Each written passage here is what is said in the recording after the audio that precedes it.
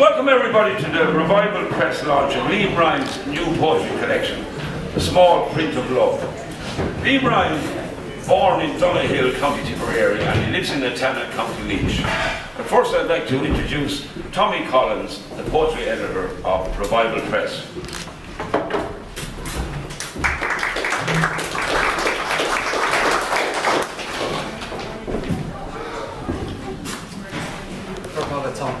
Just three there Georgia, agus tá fíorá sarmada seo nacht ag seola an leabhar iarstaisialta seo, Small Print of Love le Liam Ryan.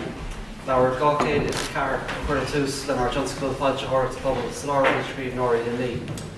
Hello everyone, and I'm delighted to be here this evening to celebrate the release of Liam Ryan's third poetry collection, The Small Print of Love. It's Mishit Mosa Quillon, and I am the poetry editor at Revival Press, which is the poetry imprint of the Limerick Writers Centre. I just want to say a few short words about what we do at Limerick Writers Centre, especially our community publishing programme. We have been working hard to make a mark in the world of literature in Limerick City and beyond, bringing book ideas and writing to people of all ages since 2008. This evening we celebrate our 204th publication. We trace our lineage from a now legendary era of weekly readings, which became known as the White House Poetry Revival, beginning in the early 2000s. And this tradition had its roots in a poetry circle founded by Desmond O'Grady in the same White House bar in 1954. In our programme, we focus on creating high-quality, short-run titles that anyone can pick up and enjoy. We encourage all writers, whether you're pursuing a serious career or writing for fun, seeking healing or striving for personal growth. Our publishing philosophy centres on service rather than self-promotion. We believe literature should exist to enrich readers' lives, to promote understanding and to foster connection and community. This service-oriented approach guides all of our decisions, from the manuscript selection to design choices to community engagement. Whether it's a poem, a novel, a memoir, a short story or a song, we think every creative endeavour is valuable and deserves to be shared, enjoyed and remembered through publication and performance. We have adopted the words of John Millington Synge, I'm hidden here at the moment, they're on the poster, that poetry must have its roots in the clay and the soil of our communities. Our goal is to make exciting literature more accessible, to celebrate the wisdom and lived experience of real people in Ireland today, in their own words. We like to remind new writers and readers not to worry, that these are skills you can learn, and with practice your inner artist will start to shine through. Modern poetry, of course, has its roots in ancient oral traditions where bards served as community storytellers, historians and even spiritual guides.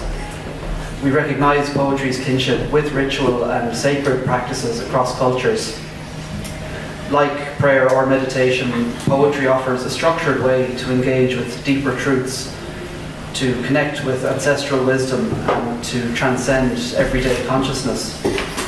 We value work that acknowledges this lineage and approaches writing as a practice with spiritual dimensions. Over the years we've produced a wide range of works, from poetry and short stories to novels, histories, memoirs and a variety of mixed prose. We're proud that our books capture snapshots of living and evolving culture, and that they will last for many years to come as a record of events, people, places, feelings and ideas. We hope that this legacy will be passed on to future generations who will build on these foundations.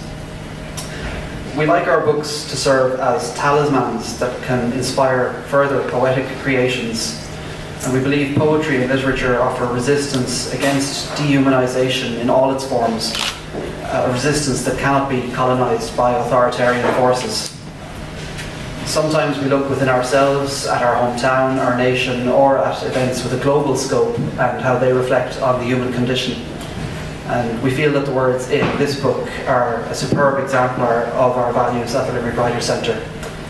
In this book, we are taken on a journey through 57 pieces of incredible imagery, in 4 carefully crafted sections.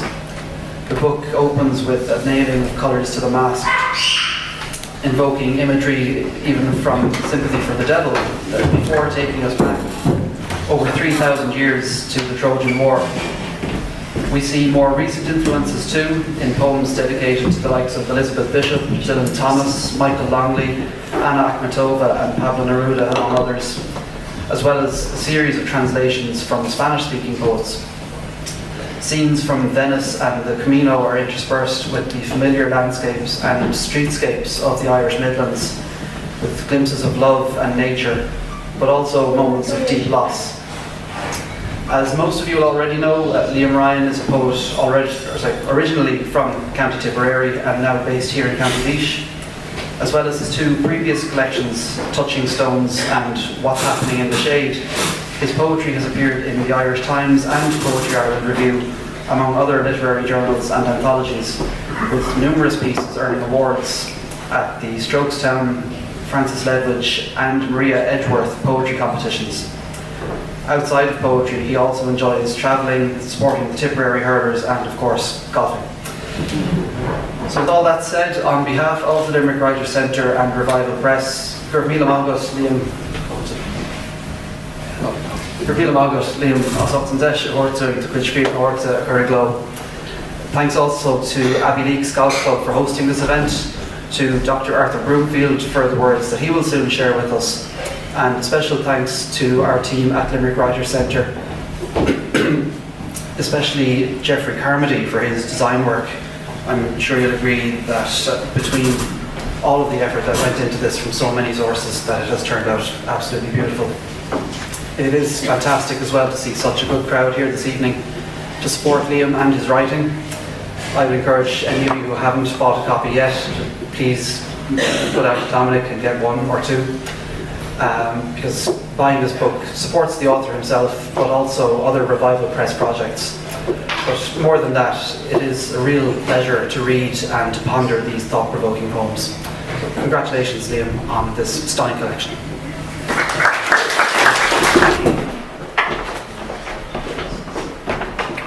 Thank you very much, Tommy Collins. Dr. Arthur Broomfield is a short story writer, poet and Beckett scholar from County Laois.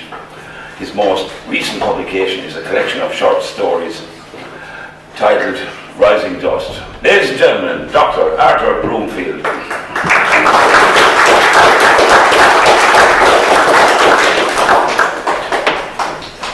Thank you very much, Tom.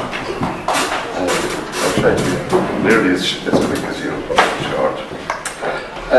Anyway, I'm delighted to be honoured to launch Liam's book here tonight. Liam's an old friend of mine. We go back to the mid-1980s when we had, I suppose, a writing group in Portlaoise, and Liam used to come in from Atana.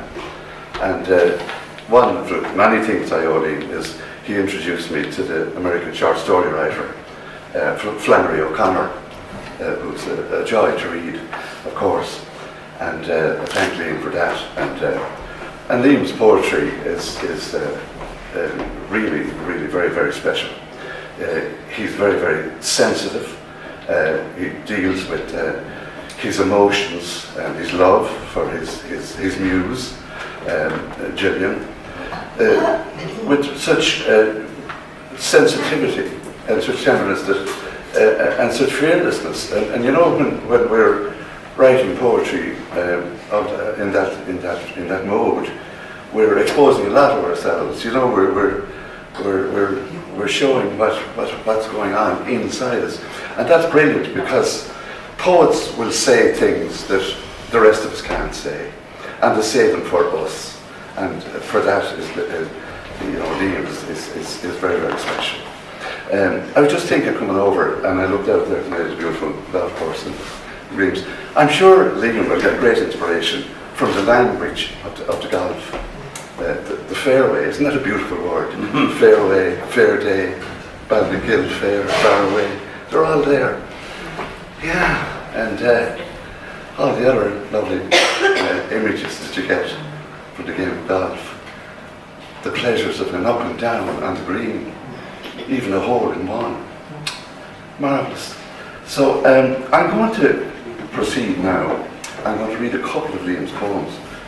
And I hope you hadn't planned to read them, Liam, but sure, anyway, we'll take the chance. Wait till I get my specs out. Can you all hear me through this? Yeah. Okay.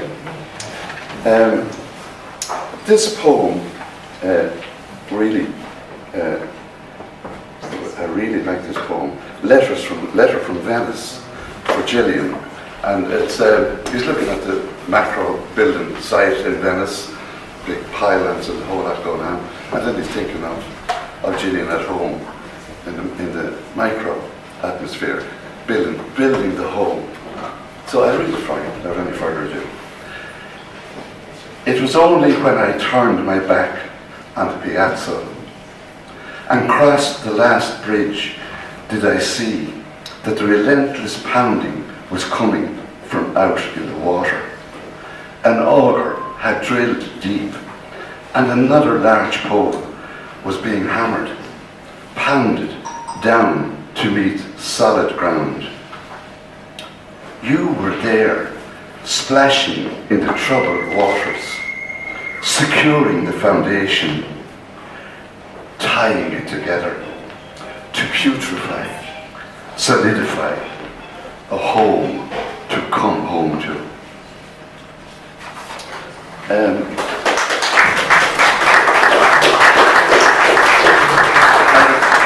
There are many more like that, and I'm not going to read them, but The Moon is a very, very lovely one, and there's a couple of lines from it that really caught me. It pulls a massive tidal wave surging through my heart. Nor is Liam shy when it comes to the erotic. In this poem, just quote 2 lines. Desire regenerates me into a wild stag, disregarding all boundaries. Is Mr. Casserly here?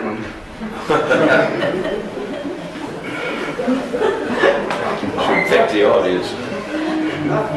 So I'll read one more poem, and then I'll hand you over to Liam. And it's called Father, and it's another love poem to his father, a poem in memory of his father, and it's very beautiful. So, as you know, Liam is a great Tipperary supporter, and why wouldn't he be? Not like unfortunate Laois people, although he's living here, but we've accepted him. Father, it wasn't as I sat touching his cooling body.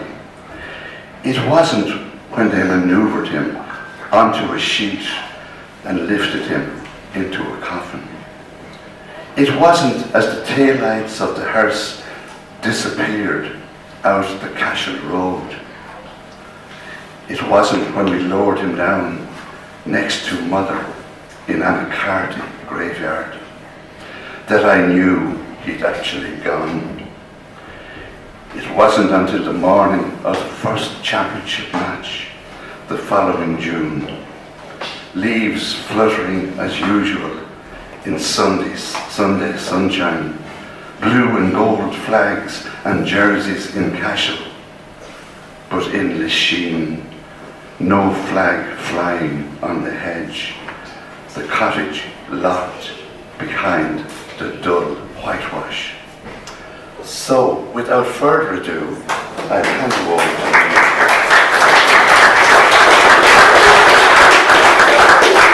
to formally launch his wonderful book. And if you go home without a copy, you've all made the biggest mistakes of your life.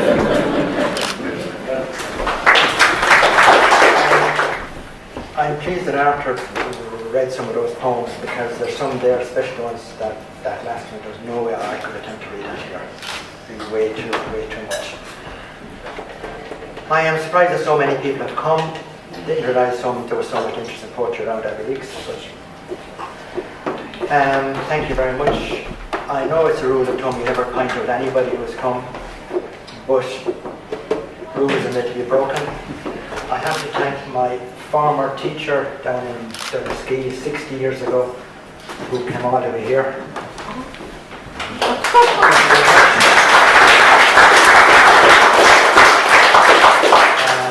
Just goes to show how lucky we were in a very small little tree teacher school out of the country. It doesn't matter, it's not about facilities, it's about what the teachers can do. I want to thank Tom Collins, haven't met him until now. We've been emailing back and forth, and all came down to one comma at the end. Came down when we got there. I want to especially thank Arthur for doing the launch down, it's great. Really good. A good few people have sent apologies who couldn't come. I think some of us are getting a little bit old and traveled isn't what we could the year before. My daughters Ola and Sarah did a superb job with the cover of the book.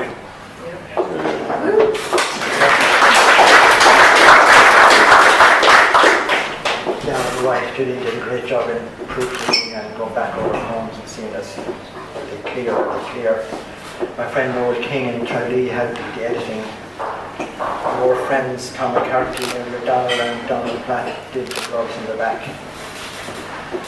And on the cover people will look at it and say, ooh, what is this all about? And for the last number of years my soap opera has been the Homer and the War in Troy, whether that was 3,000, 12,000, I don't know how many thousand years ago. And a long time ago, but fascinating story. It spawned a lot of books, Pat Barker and others. And that has been people ask me what's your inspiration, what I read, what I see, but I think more important what I feel, that comes through. You just mix them all together and then some poems come from nowhere almost. I was playing golf in Portugal last year and I had that phrase, the ships at my way, from Mr. Elliott's poem go around in my head, and then I started to write a little bit, and then I saw where that could possibly go. And a lot of my being poetry goes back to Patrick Kavanagh's his poem, The Hospital, one of my favourite poems, and the last two lines which I formed the epigram. For we must record love's mysteries without claptrap. Snatch out of time the passionate transitory. And that has always been with me, the passionate transitory. I can't just write stuff because it seems something I should write. It has to feel, it has to come from the heart first and then back. And that's why I can't read any of the latter poems in the book. They're too much feeling. They have captured too much for me. So we'll start with the first good place to start, I suppose, at the beginning. First poem, Nailing My Colours to the Mast, and that's the one I was thinking about and pushed it on. Nailing my colours to the mast. No, I was not there on the ships at Miley when 10,000 men were lost. Nor was I there on that first Black Friday when they began to crucify their Christ. Nor was I there on that November day when they shot dead another president. Nor was I anywhere near the fields of Miley and 5,000 more were consigned to dust. But yes, I was there in the tents in Troy to hug Briseis before she was taken away and see Priam prostrate for the son he'd lost. Here I am nailing my colours to the mast. What we count does not count this or any day. What we give is the only thing that will last.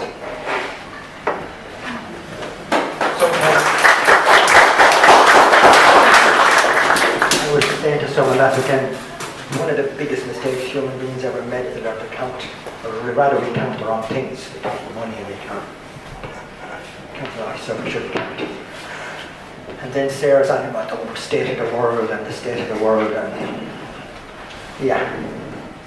I'm saying, when was it ever any different? Even then in Troy. So even then for Sarah. The characters here are, I don't know if you know the story of Troy. Andromache was Hector's wife. Astyanax was their son, who would have been the new king if the whole thing kept going normally. And this was ethnic cleansing ever before it was called that. Even then, that evening when Odysseus slowly climbed up the steps to the top of the ramparts, he could hear the soft groan of the timbers under his heavy tread, the low light picking out the hairs on his arms and his bare shins, his sandaled dirty feet, shoulder-length hair matted, his sword cutting the evening with blinding shafts of light. Almost dead silence, the baby screaming, and Dramishe choking, forced to stand, forced to watch, the awful, awful silence as Astyanax came falling. And we did a bit of traveling when Sarah was in Korea. We went to the city of Busan. Remember that? You weren't there because you were working. And went to a temple and stood and watched, as I do. I think this word is called pranam. I call it a pranam. It's when people bow down and they touch their head on the floor. Pranam.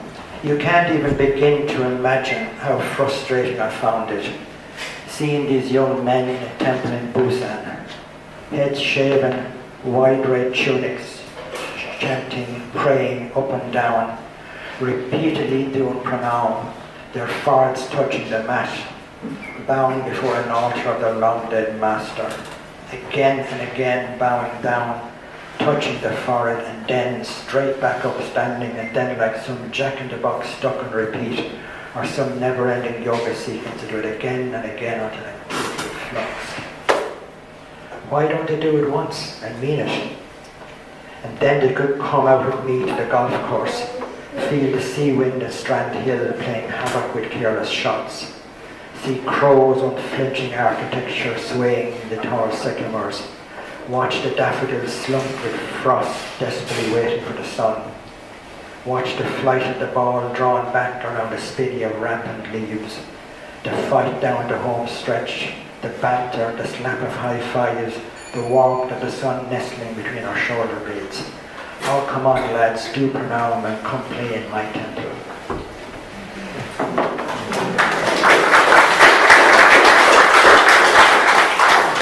Even though I spent most of my life out here, when I should be home cutting grass, I'm here walking on lovely mown grass.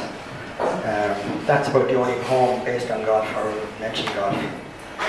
But then that poem about Wordsworth, and this is, I suppose, for people who are not to write, because we were in Dove Cottage in the Lake District with Ola once, and I saw William Wordsworth skates. I thought that would be a brilliant topic to write about until I discovered the chain of Sweeney had already written a home, so we would park that. But it wasn't just parking it, I came back at it to a completely different angle years later. Dove Cottage. It mentions the name Caroline. William had a daughter, Caroline, from France. That again with wars, there's always wars going on in the world, he had access to her. So Dove Cottage for Orla. Forget the jars of ink and old quills. I want to see what he writes with these black skates when the frosts are hard and Grasmere is one wide page of ice. See him out there still, even though darkness is dripping down off the fells. Hear the hissing of these steel blades. See his hands conducting the orchestra of his ballads, his dark coat trailing, scripting his overtures, his prelude, stars hosting his calligraphy of solitude. He's calling her name Caroline, Caroline. It's only out here on the darkening lake, carving cold curlicues of rhyme, that he can cry for her, see her face. Her soft vowels rushing to his embrace. The rope he cannot lift above the shed. I think I wrote that. I think I wrote that poem first when I went to Australia 5 or 6 years ago. So we're down to 7 round.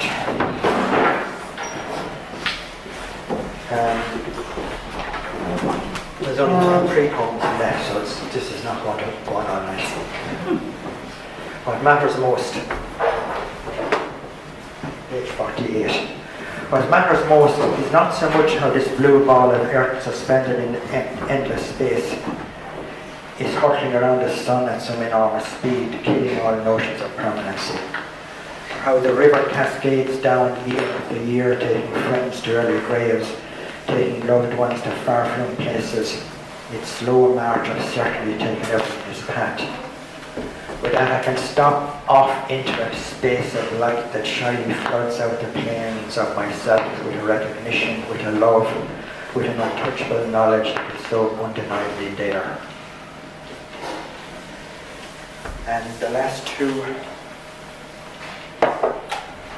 this After the Scale is a very short poem. And sometimes you kind of see a short poem, but there's an American poet, Kay Ryan.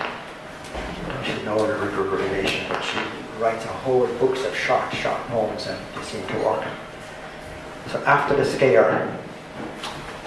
At the cattle market he was saying how in the early days all he wanted was more land and of course more cattle.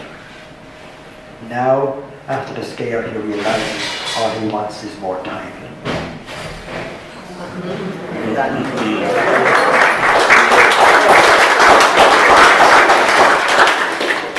That is the beginning of the sequence at the end with poems about my father and my brother. I'm not going there. So we'll go back to a poem about Abbeyleix. Page 18. This was written a couple of years ago because some of the things in the street have changed and moved. Called appointment. When I am, as nearly always, late for an appointment in Portlaoise or Ballyrone, and the lights in Abbeyleix are changing forever to change. Martin Bonham is turning the corner, walking to his garage. Derry Connolly is on his way back up to the post office, short-sleeved regardless of the weather. And the woman from Chapel Street in Ballinackill is slowly meandering across the street.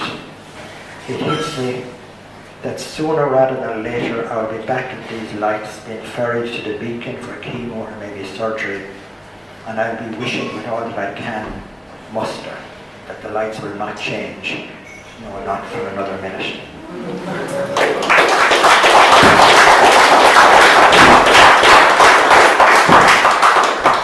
I hope I haven't missed anyone. Thanks a million. Thanks for so many for coming.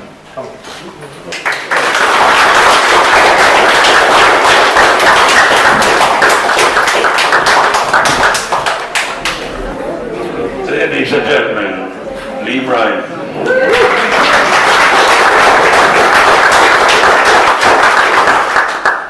It's always wise to put in a bit of personal circumstance, and the laws of libel permitting, I have to resort to an old biblical shibboleth. There's more joy in heaven when a sinner returns. This is my second time in Abbeyleix Golf Club.